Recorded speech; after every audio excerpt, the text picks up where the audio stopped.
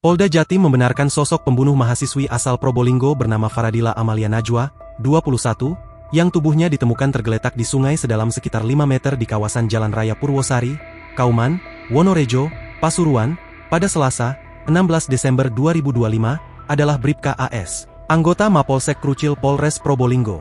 Kabid Humas Polda Jatim, Kombes Pol Jules Abraham Abbas mengatakan, AS kini sudah ditangkap oleh anggota tim Jatanras Polda Jatim dan dalam pengembangan penyelidikan kasus tersebut.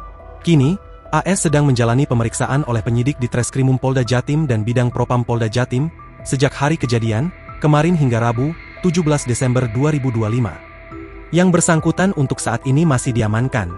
Ya, jadi nanti 1 kali 24 jam tentunya yang bersangkutan akan ditetapkan ditahan sebagai tersangka tentunya, berdasarkan bukti permulaan yang cukup, katanya di Balai Wartawan, Mapolda Jatim, Rabu, 17 Desember 2025. Mengenai peran AS dalam kasus tersebut, Jules mengungkapkan, pihaknya belum dapat mengungkap mengenai hal tersebut, mengingat proses penyelidikan dan penyidikan masih bergulir. Namun, Jules tak menegaskan, pengembangan kasus tersebut tidak berhenti pada penangkapan terhadap Bribka AS.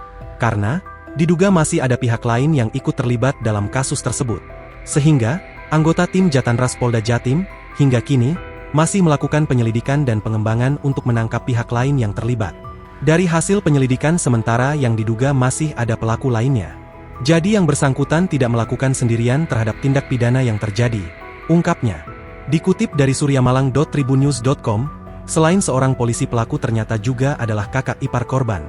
Pelaku diduga tega menghabisi nyawa korban karena ingin menguasai harta korban. Pihak keluarga juga menyebut hubungan korban dan terduga pelaku sama sekali tidak harmonis. Begitupun juga hubungan antara terduga pelaku dengan kakak sulung korban juga tak harmonis.